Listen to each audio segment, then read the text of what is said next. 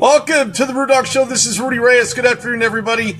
Look, this is just not another show, but this isn't a show for the faint-hearted either. Right here on the Rudy Reyes Show with me, Rudy Reyes, live on the Two Live Studios Radio Network. Thank you for tuning in here for an hour, jumping into some, including most New York Giants fans, clearly facing the most disturbing game of the 2017 NFL season thus far. It's early. I get it. Let's be a little bit proactive, but let's be realistic at the same time. Look, last night was something I didn't think I would see, and I'm sure New York football Giants fans didn't want to see either. Many booths, many problems, many issues, and very little answers as they were taken out at home against a very formidable opponent, the Detroit Lions, who historically, regardless of where they're playing, the Detroit Lions will always have to play from behind. Matthew Stafford with a huge third down conversion to move the chains. And, in real fashionable sense, of course, you're in New York, so you should know what fashionable is. But as fashionable as the Giants wanted to be, the Detroit Lions certainly make them feel as though they were a little bit small, especially on the field. I watched that game last night. I felt lethargic. I even mentioned on Twitter I want to go to sleep. This is a sleeper. And last night, I just could not believe, I couldn't believe myself. I almost can't get it out here on the Rudy Reyes Show.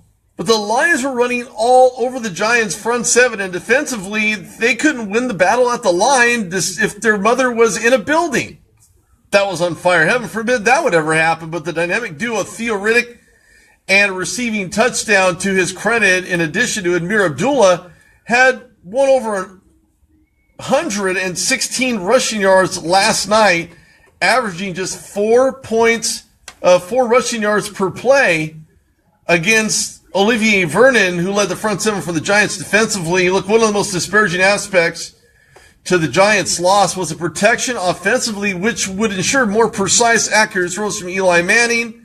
Am I Eli Manning fan? Not necessarily. And when you look at him, you think to yourself, man, this guy wants to turn and throw. His whole body mechanics just not wanting to get hit. And it's almost as if he was unsure in the pocket. Is he in decline? Nobody wants to talk about that. Nobody wants to bring that up and say that Eli Manning is falling apart. But I can tell you this much, without having anybody there,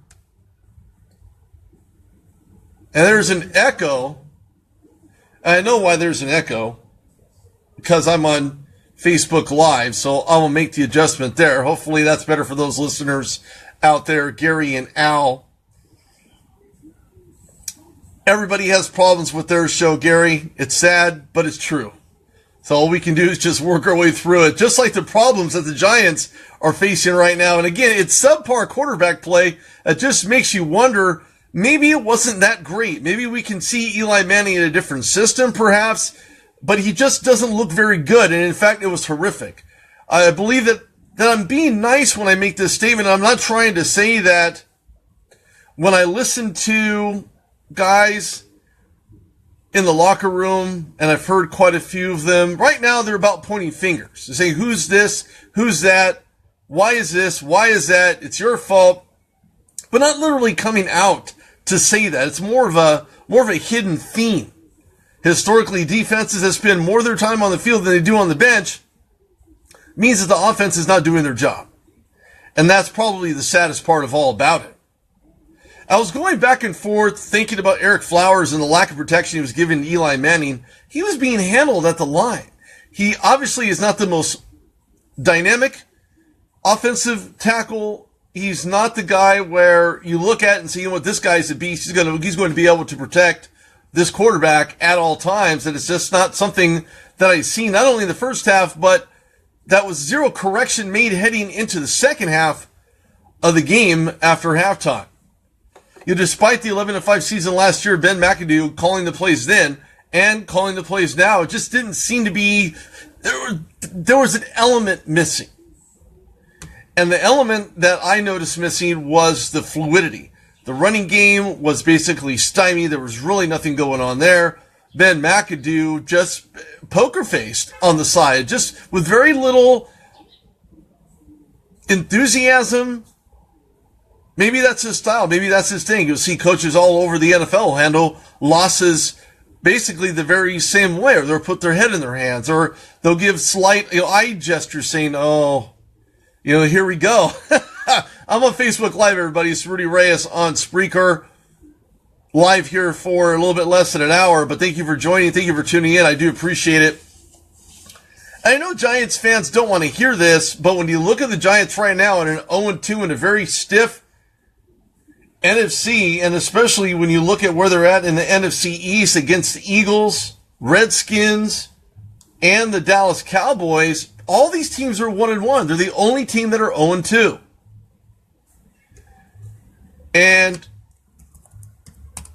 I look at this Giants team, and it's an uphill battle that they're facing. I don't really have a ton of questions defensively, other than that the offensive line with TJ Lang, brought in from Green Bay last year, really putting the pedal to the metal, protecting the highest paid quarterback and highest paid position player in the NFL.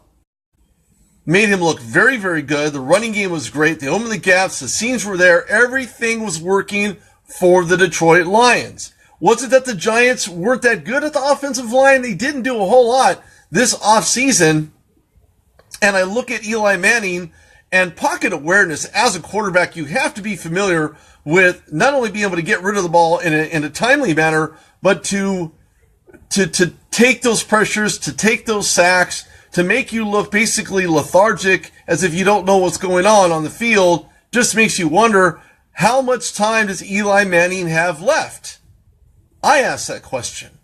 Who out there has an answer? I don't even think Eli Manning has an answer right now. Maybe he should call his brother Peyton and ask him, look, man, how do I come back? How do I find a way to get through to this muck that I'm in right now? How do I find a way to get out of it? But an 0-2 start hasn't happened in quite a few years. So it makes you wonder, do the New York Football Giants... Good question, Al. Maybe so. Maybe so. He talks to his dad. He can say, Dad, what do you think? Should I stay in and take the hits? Should I stay in and take the interceptions? Is my career tarnished the longer I stay in? Brett Favre would probably be a good one to ask about that. Retiring from the NFL, so-called, coming back, playing for Minnesota, and playing okay in Minnesota, but not the best. So you can't hear me. Let me make my adjustment here. My apologies.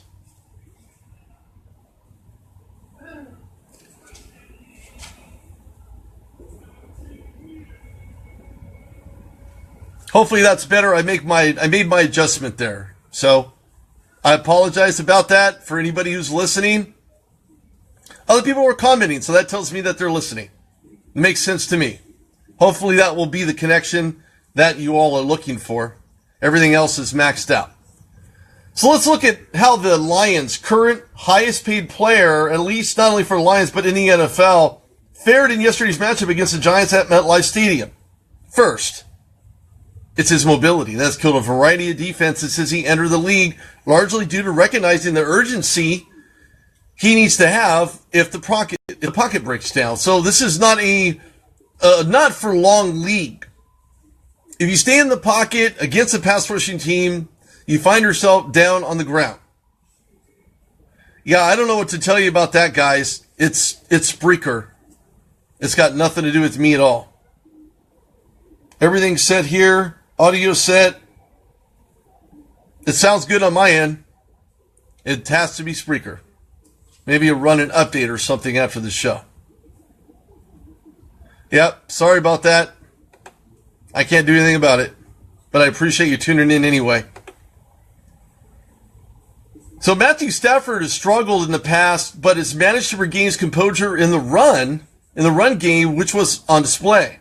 Well, at least last night, throwing for 414 yards and completed over 70% of his passes, which is something that Matthew Stafford has been known to do, but as time has gone on, he just keeps getting better and better and better. Look, Stafford is performing in such a way that others like myself and believe saying 0-3 in the playoffs. Is that 0-3 in the playoffs? Yes, it's 0-3 in the playoffs. Odd you say. Yes, well, too many, perhaps millions of reasons why the alternative options to grab a quarterback on the wire leaves nothing left to be desired, because let's face it, there is nobody else on the waiver wire. There isn't a great quarterback on the waiver wire. No, don't even bring up Colin Kaepernick because he's not as good. There's nobody else out there right now on the waiver wire that you would suggest having much success in any quarterback system. So again, millions of reasons why they decided to grab and hold on to Matthew Stafford. I'll be honest with you, some of the quarterbacks that have exited the NCAA and entered the NFL, with the exception of a few Deshaun Kaiser, Deshaun Watson, along with a few others in recent memory, just makes you wonder how good is the talented NCAA system that will allow them to come out into the NFL and actually play to the best of their ability. It's a big question. Big question. I was hoping to have Charles Davis on right here on the Rude Dog Show, and he is busy, probably working at Fox or NFL Network in an analytical mode, which is what he does. So I hope to be able to grab him at some other point here sooner than later. Hopefully he'll call in. He has the number.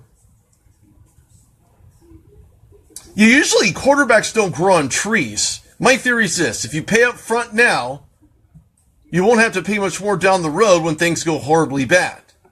So let's look at this game last night, if you want to call it a game. You're right. Watson will be a cakewalk. He's a rookie. They could be able to shake his trees defensively if they come up with something exotic enough to really rattle his cage. But I don't know. I mean, how often do you see something extremely exotic from the Pats? If it's exotic, it's offensively, or it's in the secondary. So they're going to put some pass rushes together. The front seven for the Patriots don't scare anybody right now. So they won against the Saints team. What does that mean? Does that mean they're going to go to another Super Bowl? What happened to that conversation? They're going to go 16-0. Really? They're 1-1. But you're right, not too many pro-style offenses. But what do you think happens to those players that exit those pro-style offenses? Right? Michigan, 3rd round. Stanford, 2nd round. And a few others. They go higher. Why? Because they're preparing these players in a pro-style offense. I'm not saying it's the end-all here. I'm not merely stating that because they're in the Pac-12 or in the Big Ten or in the Big East or in the MAC that these guys are NFL ready, because they're not. But when you run in a pro-style offense, that means that you're more acclimated to running pro-style offenses, pro-style defenses once you get into the NFL. But back to your point, Grego, and the way that I look at it right now, I just don't think that the Patriots could really scare anybody at this point, being 1-1. And in all fairness, there are a lot of teams that are 2-0 that don't really scare me either. Maybe except for the Kansas City Chiefs. Maybe the defense of the Baltimore Ravens. Maybe more fluidity from the Pittsburgh Steelers if they can get off of this slow pace offensively and get back to mode, which I think they are doing. You hit Martavis Bryant. Jesse James had 2 touchdowns the last game against the Browns. So they're mixing and matching. Juju Smith-Schuster, USC, getting his first touchdown in the NFL. So a lot of teams that are starting to gain momentum, and you don't realize those momentums and types of momentums are who's involved in that momentum push, in the move, in the grind, unless you give them the opportunity to shine.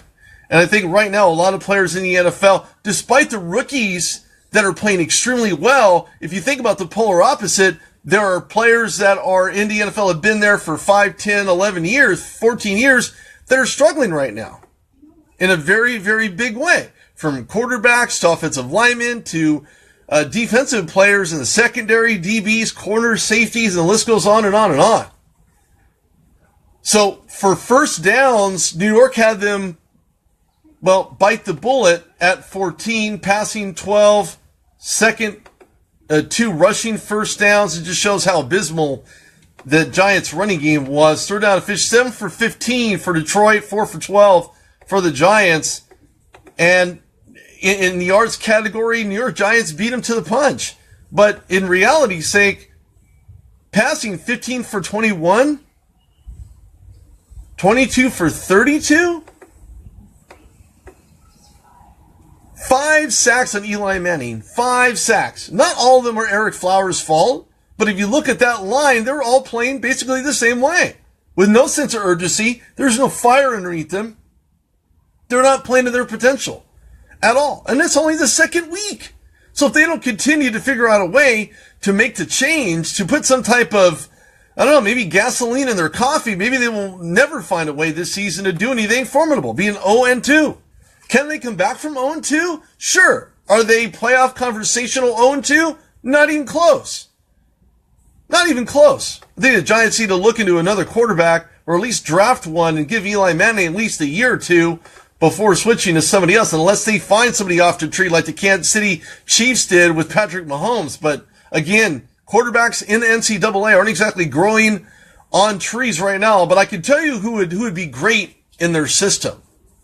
Great in the Giants system with pocket protection, and that's Sam Darnold of USC. How's that for a comparison? How's that for a quarterback that can get it done? Heisman Trophy watch Sam Darnold. So when you look at the red zone, you look at the efficiency, it was kind of a dead heat. So it makes you wonder where the Giants are right now mentally, emotionally. Are they down? Are they out? What's really going on here? Who's to blame for it? Ben McAdoo's certainly putting Eli Manning under the bus at 50 miles an hour. Probably not once, but twice. Saying that he didn't execute, he didn't get rid of the ball in a timely manner. Okay, maybe not get rid of the ball in a timely manner, but look who's calling the play. Ben McAdoo is calling the play.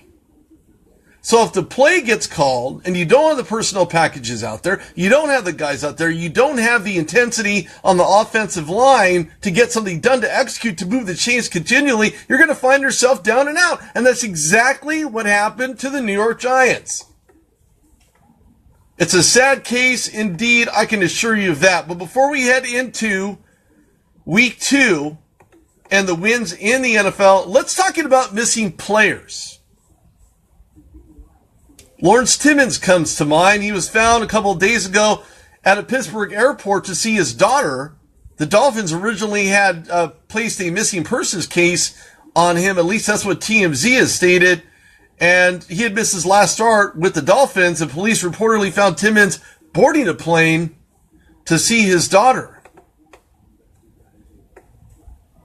And right now, the way that Adam Gase is looking at it for the Los Angeles Chargers, Adam Gase for the Miami Dolphins, they just beat the Chargers, that Timmons needs to meet with somebody, whether it's a doctor, whether it's team doctors, a second opinion doctor, third opinion doctor, but they're stating that that they don't believe, or at least one league source is stating that Timmons has not shown any sign of early CTE because of all the hits that he had taken and had given in Pittsburgh.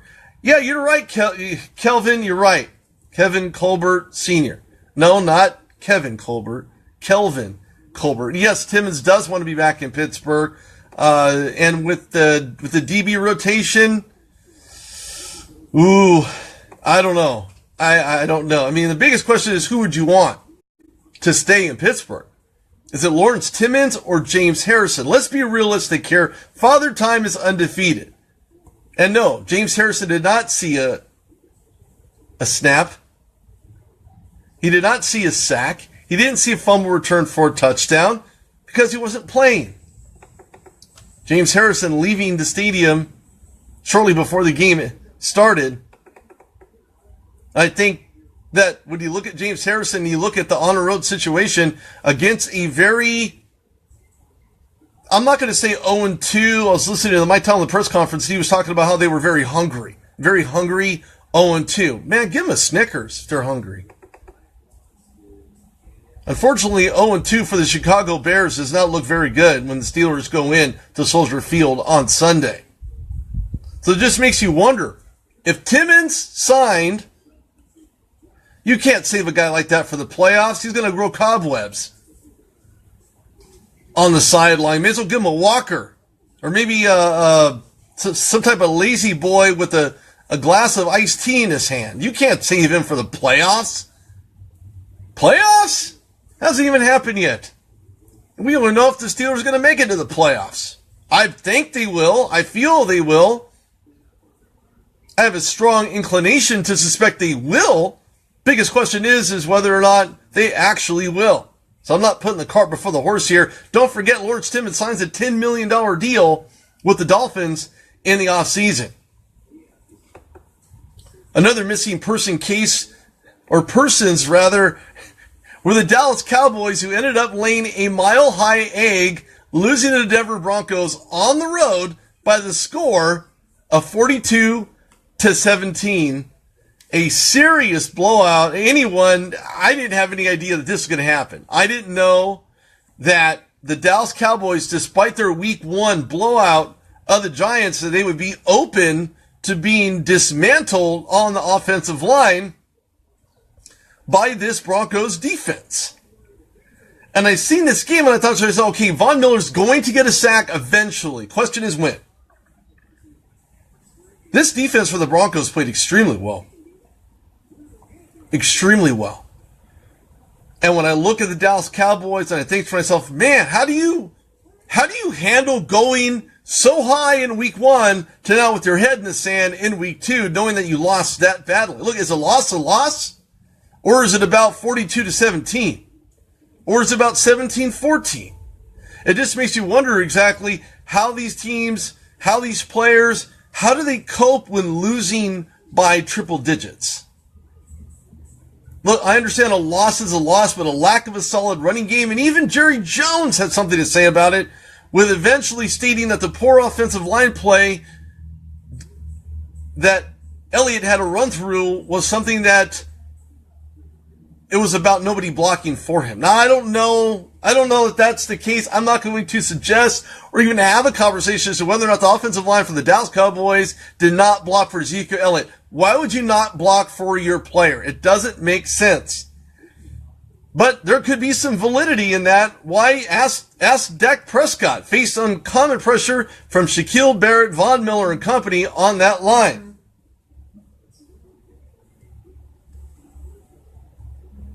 Forcing Prescott out of the pocket and to no avail, coverage was good enough to consider and decide whether or not you just take the sack, throw the ball away. But at the end of that pass rush, I think at the game in general, there's too much pressure. There was a blowout by the Broncos, who otherwise made this dominant Cowboys team, who opened up a can all over the Giants in week 1, look very, very bad.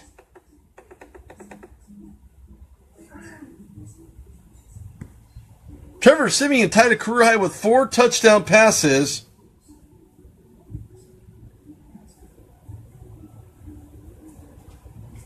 And Ezekiel Elliott had 8 yards on 9 carries in a blowout, which I didn't see coming, but you have to add to the fact that Aqib Talib, 103-yard reception return, 4 touchdown, it just put the exclamation point, along with Von Miller ending his streak by not only sacking Dak Prescott once, but twice in the game. And I think this whole pending legal activity going on right about now is circling inside of Elliott's head right about now, forcing him to not play characteristic football that he's been known to play, at least in week 1, making him look like a shell of himself in week 2.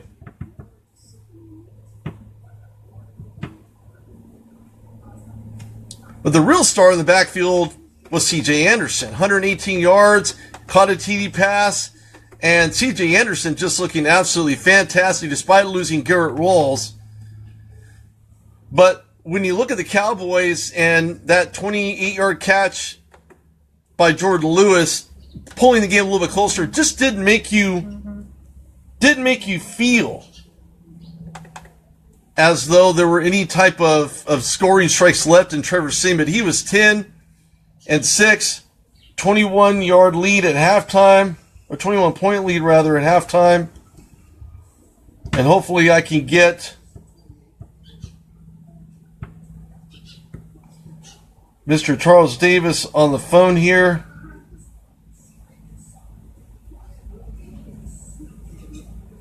Let's see if we can get him back on the horn here or find out who this is that called in to the show.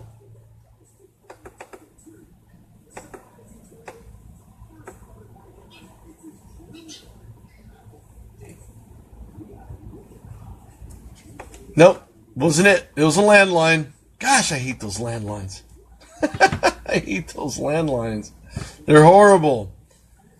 So when we look at the Dallas Cowboys, I just think to myself, man, how many more non-competitive teams are we going to look at? Are we going to sit here and stare into the eyes and say, are you guys for real? Are you going to do anything with yourself? And if so, what are you doing? Let's get into some more competitive games for Week 2 in the NFL, shall we? I'm definitely a fan of getting this going because I'm tired of talking about losing teams. Okay, at least somebody agrees with me here. We're on to something. We are on to something here. It all started on Thursday night when the Texans just completely decimated the Cincinnati Bengals on the road at Paul Brown Stadium 13-9. It wasn't as if the Houston Texans did anything fantastic. It wasn't as if they were blowing the doors off the Cincinnati Bengals. The bottom line is this, is that Watson ran that touchdown 40-plus yards and made that defensive secondary for the Cincinnati Bengals look extremely bad. 49 yards over another team. Hello, this is Rudy.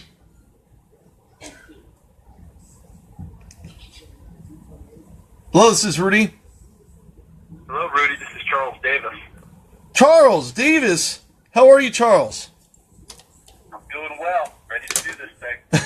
All right, very good. Thanks a lot. I appreciate it. Ladies and gentlemen, this is Charles Davis calling in. I was trying to call back, Charles, but we're just getting into Week 2, at least those teams that decided to win, versus what we seen last night from the New York Giants.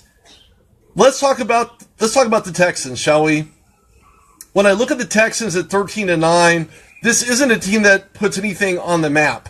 But when you look at Deshaun Watson and his scrambling capabilities, he did it at Clemson. He's doing it in the NFL. Is this something you're going to see as a design run option for Deshaun Watson if all else fails this Sunday? Yeah, and I think, when you say design run option, it's really two things. It's design quarterback runs that they'll have probably continue to keep in their playbook, which would be what NFL fans have come to know and love as the zone read or the zone read option.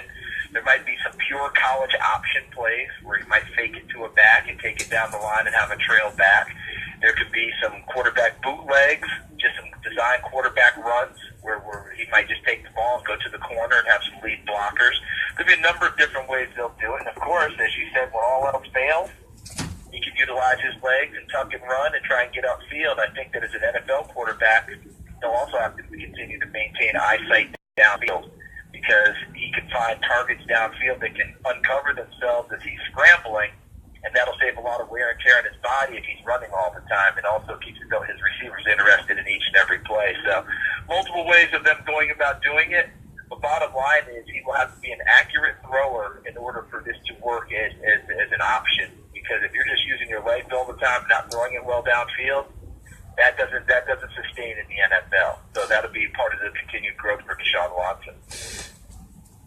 There were a lot of comments about his errant passes, passes that just sailed over receivers' heads. How do you make that correction? I know that it's different in NCAA, but look, accuracy is accuracy. How does he keep his job? Not that Tom Savage is the best for the Texans, and obviously neither is Brock Osweiler, as he's now back to the original team he came from in Denver. But how does he continue to keep his job, and how does he correct those errant throws? Well, I think some of it, I would think, would be game one. There are going to be some jitters as your first true start in the NFL. It's not a preseason game. This is for real. It's really heated up. So sometimes you have a tendency to be a little overamped and throw a few of those Steve Sachs fastballs right out of the gate. The other part of it's going to be footwork. When you come out of a college system where you're playing out of the gun all the time and you've got half-field reads and all the things that go along with it, you might be able to get away with some shaky footwork at times there and still make plays because you're a superior athlete. In the NFL, they'll continue to work on his footwork, make sure his stroke is shortened up enough that he can accurately deliver the ball, and he'll have to continue to work on that as well. But I'll give him a little bit of a pass for opening night. We'll see how this goes down the road.